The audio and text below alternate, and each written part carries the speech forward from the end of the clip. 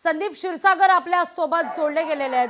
संदीपजी, सातत्याने तुम्ही हा मुद्दा उपस्थित करताय, महिना उलटलाय, एक आरोपी फरार आहे, इतरांवर मोका लागतो, वाल्मिक कराडवर खंडणीचा गुन्हा दाखल होऊन सुद्धा मोका नाहीये, देशमुख कुटुंबीय आक्रमक झालेत, संतापलेत।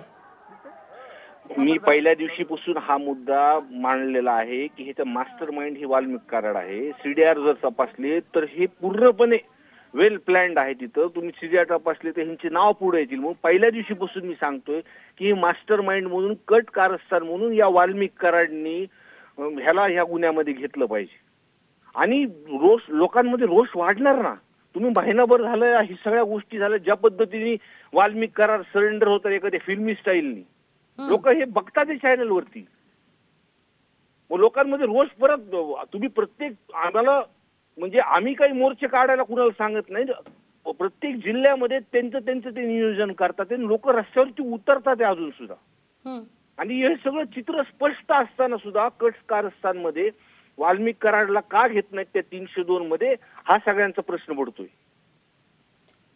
अगदी संदीपजी, पण आता या टाकीवर चढून आंदोलन केलं जात आहे, तुम्ही या सगळ्या परिसराचे आमदार आहात, किती जुनी टाकी आहे ही या दृश्यातून आपण पाहतोय।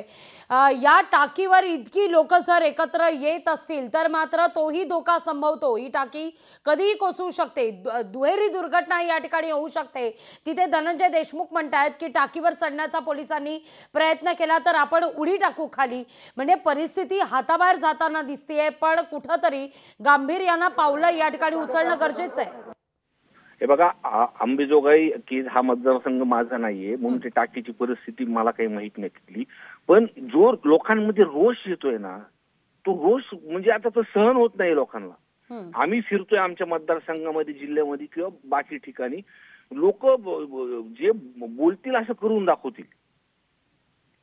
अगदी, आणि त्यांचा ते काय म्हणतात, त्यांच्या कुटुंबियाला फक्त न्याय भेटाव्यासाठी मागणी करतात। जी खरी परिस्थिती आलेली, जे रेकॉर्ड वरती येतंय, जे काही दिसतंय, मग त्याला 302 मध्ये का कट कारस्थानमध्ये घेत नाही हा प्रश्न पडतो, त्याच्यामुळेच लोकांमध्ये रोष आहे ना।